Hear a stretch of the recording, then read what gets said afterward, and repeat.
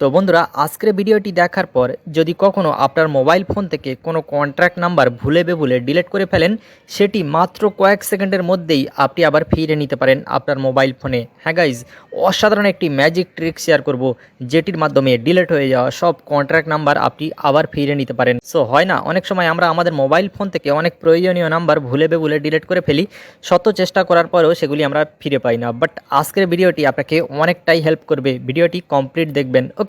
তা না হলে কিন্তু আপনারা এই কাজটি করতে পারবেন না।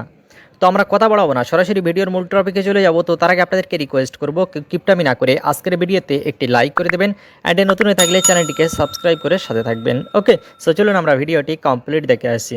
ওকে গাইজ, এই কাজটি করার জন্য অবশ্যই আমাদের মোবাইল ফোনে একটি ছোট্ট অ্যান্ড্রয়েড অ্যাপস ডাউনলোড করে নিতে হবে। খুবই ছোট্ট একটি অ্যাপস, কোত্থেকে অ্যান্ড কীভাবে ডাউনলোড করবেন সেটি আমি ভিডিও শেষে আপনাদেরকে দেখাবো, ওকে?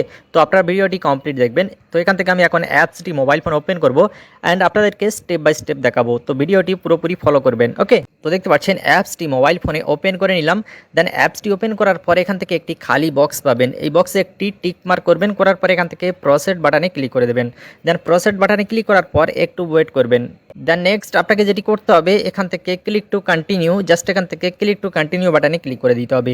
দেন এখানে ক্লিক করার পর এখান থেকে আপনি যেটি করবেন, ওপরের ফার্স্ট অপশানটি দেখতে পাচ্ছেন জেনারেল কল লগ, এখানে আপনি ক্লিক করে দেবেন। তারপর যেটি করতে হবে, এখান থেকে আপনাকে ডেট অ্যান্ড টাইম সিলেক্ট করতে হবে।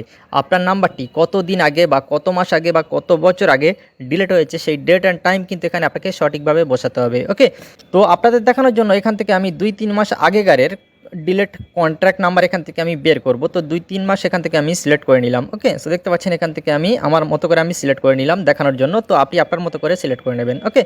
দেন তারপর আপনাকে যেটি করতে হবে, এখান থেকে একটি ফোল্ডার নেম দিতে হবে। দেখতে পাচ্ছেন এখানে ক্লিক করবেন, করার পর এখান থেকে যে কোনো একটি নাম দিয়ে দেবেন। তো এখান থেকে আমি আমার নাম দিয়ে দিলাম। দেন নাম দেওয়ার পর এখান থেকে আপনাকে যেটি করতে হবে, এই যে দেখতে পাচ্ছেন এক্সপোর্ট টু পিডিএফ, এখান থেকে আপনি এক্সপোর্ট টু পিডিএফ এখানে আপনি ক্লিক করে দেবেন। তারপর এখান থেকে অ্যালাও বাটনে ক্লিক করে দেবেন। দেন অ্যালাও বাটনে ক্লিক করার পর এখান থেকে 2বার অ্যালাও বাটনে ক্লিক করে দেবেন।